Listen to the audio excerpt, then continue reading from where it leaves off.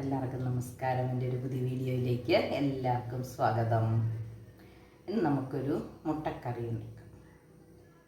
മുട്ട സ്റ്റൂ എന്ന് പറയുന്നതായിരിക്കും ശരി. തേങ്ങാപ്പാലൊക്കെ ചേർത്ത് കറി ഉണ്ടാക്കാനായിട്ട് ഒരു ചട്ടി അടുപ്പത്ത് വെച്ചിട്ടുണ്ട്. തീ കത്തിച്ചു കൊടുത്തു. എണ്ണ ഒഴിച്ചു കൊടുക്കാം. 1 ടേബിൾ സ്പൂണോളം എണ്ണ ഒഴിച്ചിട്ടുണ്ട്.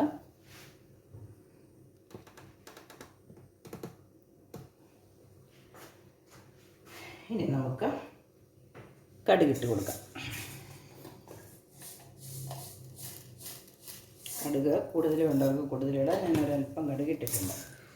ഇനി കടുക് പൊട്ടി വരുമ്പോൾ നമുക്ക് സബോളയും ഉപ്പ് ഇട്ട് കൊടുക്കാം.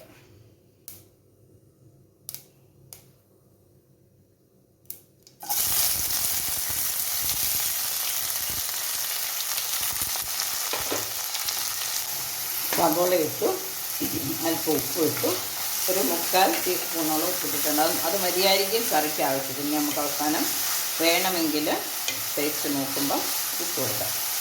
സബോള പെട്ടെന്നൊന്ന് വഴന്ന് വരട്ടെ. സബോള ചെറുതായിട്ടൊന്ന് വഴന്ന് വന്നിട്ടുണ്ട്. ഇനി നമുക്ക് തക്കാളി ചേർത്ത് കൊടുക്കാം.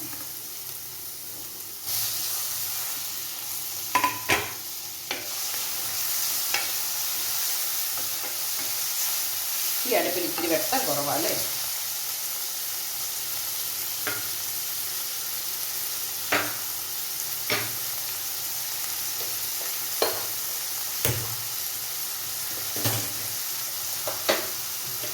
ഈ അടുപ്പിലേക്ക് മാറ്റി വെക്കാം.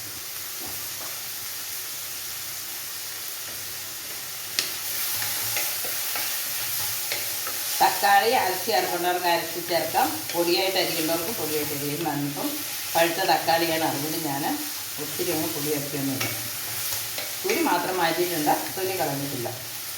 ഇനി ഇത് തേങ്ങാപ്പാലിൽ വേവാനുള്ളതാണ്, അതുകൊണ്ട് ജസ്റ്റ് ഒന്ന് വടിയാൽ മതി. ഇനി നമുക്ക് പൊടികൾ ഇട്ട് കൊടുക്കാം.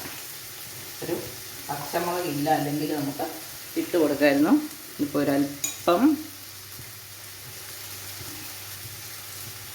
കാശ്മീരി മുളക് പൊടി,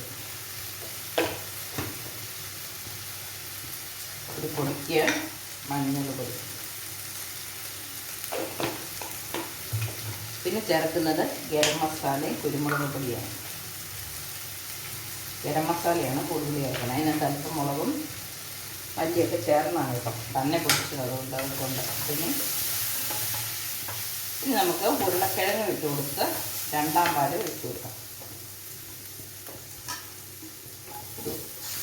അല്പം ഒരു പൊടിക്കാൻ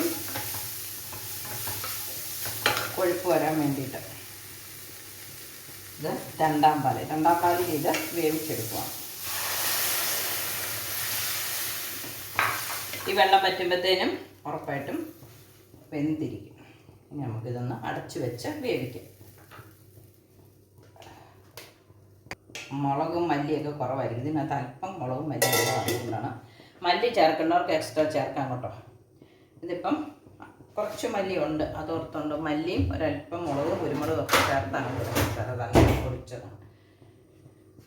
ഇനി ഇതോടെ ഇരുന്നൊന്ന് വെന്ത് വരട്ടെ.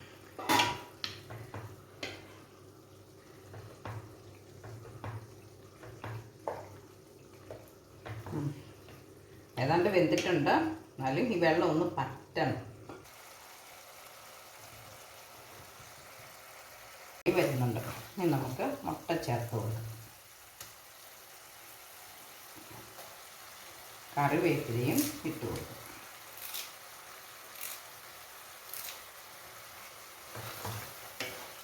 ഉപ്പ് നോക്കാം.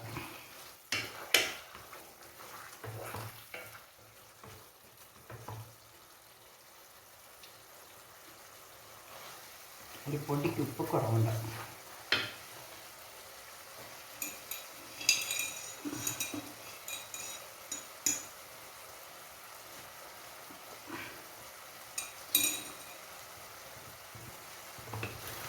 നമ്മൾ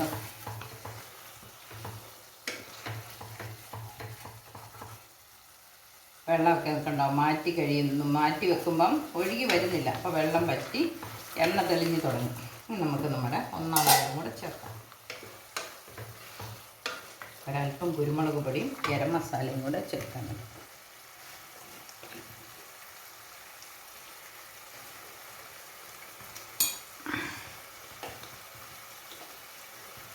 അല്പം ഗരം മസാല, കുരുമുളക് പൊടി.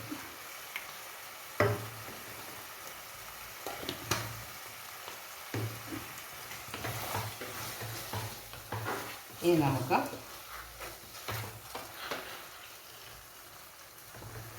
ഒന്നാം പാൽ ഒഴിച്ച് തീ കുറഞ്ഞിരിക്കുന്നത്, തീ കുറച്ച് വെച്ചിട്ടുണ്ട്.